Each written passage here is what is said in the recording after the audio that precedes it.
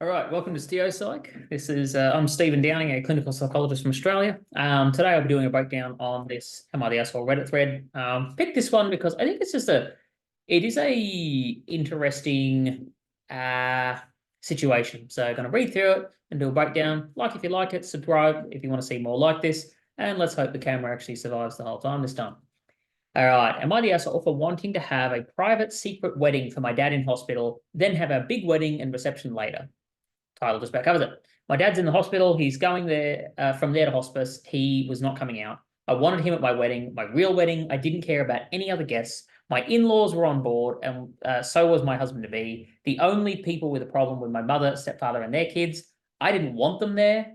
My mum broke my dad when she cheated with her current husband. They divorced when she got pregnant after my dad had survived testicular cancer. My mother went nuts and threatening to tell everyone that my church wedding was a sham. I told her that if she opened her mouth, she would be invited, and I'd tell everybody I knew that she was pregnant with my half brother while she was with my dad, premature my ass. The wedding in the hospital went great. It was just me, my husband, my dad, my in-laws, and the pastor who was going to marry us at the church later. My dad passed away before the church wedding, and before he even made it to hospice. He was lucid until the end. Our other wedding was beautiful. I danced with my dad's dad, and we cried. My mum thought she was safe to tell everyone what a bitch I was to have a secret wedding after the ceremony and halfway through the reception. I asked her what the fuck she thought she was doing. She said that she got all my guests. She said that I got all my guests and gifts and I should be happy. Literally no one else has a problem. Everyone she told said I did the right thing for my dad. My mother is now complaining that I shared her personal information with people, even though she didn't tell anyone before my wedding. I fucking warned her. Okay. Right. What would we do in a situation like that? Am I the asshole for wanting this? Well, obviously the answer is no. Everybody who you care about is on board with it. No problem. Do I think it might have actually been more upfront to just tell people? Why not? That's probably the approach that I would go, but she didn't. And does she have to? No. If I had this person in front of me prior to this this situation, I would just want to ask the question of why is it that we don't want it to be known that the big wedding is essentially like a confirmation of vows, and we just explain to people the situation, because it seems like everybody understands anyway. And I feel like that's actually quite predictable. Like, I think mum's got it terribly wrong anyway. So obviously it backfires on her. But I think I'd want that because I feel like this person, like weddings are stressful, incredibly stressful. I've been with, I don't know, actually a fair few brides to be now. That's quite interesting. But anyway, and it's stressful. This would be a stress that I'd be just sort of saying, look, can we just talk about whether or not you need to carry this particular stress, or could we do the formal one and we just let everybody know that this is what we're doing? And then mum's threats are pointless anyway. She's only trying to do this because she's butthurt. Can we take that power away from her by just taking the power for ourselves and going, actually, everybody, here's the situation on what we're doing. If people are like, oh, well, I'm not coming to support your confirmation of vows, do you really want them there? Truthfully. Like, if people are that, oh, well, I couldn't be there for your real wedding, again, do you really want them there? I know I say there's a bunch on it. Sometimes it's about making your choice and accepting the consequences, right? I find some people, and this would be my suspicion here, she's trying to make a choice and avoid what she thinks might be the consequence. And it's like, I'm not sure the consequence is what you think it is. And I think you might be paying unnecessary stress for potentially an imagined consequence that is unlikely to happen. And if it were to happen, what does it say about the people that give you that consequence? And does that not change the situation for you? Right? So that's roughly how I would look at a situation like this, to kind of go, no, like you do the thing that's important to you. It sounds like it worked out exactly like she wanted. Dad did not make it to the wedding. Dad was never coming out of hospital. Dad didn't even make it to hospice. And so I look at this kind of a situation and I go, yep, you've made the right choice. I don't see this being one of those things that you're unhappy about later on in your life, you know. You're going to look at that and go, yep, I got, like, my dad was there for my wedding. It doesn't sound like your relationship with mum is great anyway, if I'm honest. So that would factor into what I'm thinking about here, to go, well, okay, given the circumstances, is this different? Are there things that we would want to do differently here? Odds are the answer is no. I think your future self is probably going to feel that this way of doing things was pretty badass and cool, and that worked out really well for you. So I guess I'm looking at that situation and going, yeah, like, are you the asshole? No, far from it. I think that you probably just took on some unnecessary stress that you didn't have to have, because you were trying to avoid a consequence that I would argue, if people enforce that consequence on you, I'd question whether or not I personally would want that sort of person at my wedding. You know, now, the tit for tat thing, if you do this, I'll do that. Again, probably don't put yourself in situations where you kind of have to blackmail your way out of it. You know, if you find yourself blackmailing somebody, it's a pretty good, signal that you should step back and go, I gotta be proud of this. Do I really want to do this? Like, is this how I want to run my life?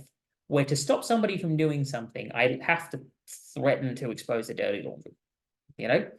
Because those are the sorts of situations that you think back on later and kind of go, nobody actually cared, and my mum was completely wrong, and I could have just done it a different way, and it also would have been fine. Like, nobody cared. You know, the experience wasn't cheapened for people, and people 100% got why I did it. Therefore, what's the issue, right? So, is she the asshole for wanting the wedding? No, but I would encourage you not to blackmail people, because it sets up patterns that I just don't think you want repeating across the course of your life, right? That's where I would sort of go a little sideways here. And I would have a conversation with this person around, really? Is this what you're going to be happy with later, right? I don't sit and tell people how to live their lives. It's just not my job. But I do have conversations around, are you going to be happy with this when you look at it later? And I think it's a question that very often for people, it does kind of answer the questions, like, I guess, the underlying questions that they do have, which is, yeah, no, that's not how I want to live my life. It's like, right. So what action can we take, regardless of the consequence, that's in line with our values, that allows us to be happy with our decisions later and be living in line with our values, right? It's a good place to be, right? Live in line with your values. Highly recommended to everybody. And I think those are conversations that we probably would have had around there. Outside of that, yeah, like, what would I change about the situation going forward? I actually think there's a conversation to be had around your relationship with your mother and what you want that relationship to look like, because this is just not how I would want it to be. And I will sort of go, is a level of connection that you have with your mother the right level of connection to be sort of having these conversations? And should the conversations be potentially a little more one-sided, where we're simply informing our mother of what we're doing, and we're not looking for feedback because they're not somebody that we're willing to receive feedback from, you know? And I'd certainly want to have a chat around what the relationship looks like and whether or not there's aspects of that relationship that they might want to rethink or change based on how this has sort of gone down so far. Other than that, it's a big, like, congratulations on the wedding. What a wonderful choice to get your wedding done with your father, given that's what's important to you. I think that it's one of those things that most of this situation, I think she's going to be able to look back on this in the future. Actually, I'm making this assumption that this is a woman. It doesn't explicitly say that it was. This could be a bloke. Sorry about that. That's a bit sexist of me. So yeah, I look at this situation and kind of go, yeah, you're looking back on this. That's going to be a very cool memory, a fantastic thing. You'll remember for the rest of your life that you made it possible for your dad to be at your wedding when it was certainly looking like he wasn't going to be able to. Fair play to you. Well done. So there's not a lot more that I would chuck in there. If you want to tell your family that your mum has done these things, you just make that decision and you tell your family. If you've decided, you know what, that's between her and whatever forces she believes in, then fine, leave it that way. I would encourage you to think carefully before you do this sort of thing, because I yeah, so as much as she didn't specifically tell us that she told people about her mum, it's implied where she says my mum thought she was safe to tell everyone, which would imply that she was not in fact safe, and that the mother is now complaining that I shared her personal information, even though she didn't. And this is a situation where the mother has complied with the letter of what was said without actually complying with the spirit of what was said, right? And we can see that there. And it's like, no, don't play games. You know, the old play stupid games, win stupid prizes. Mum played a stupid game here and she won the stupid prize. What happened?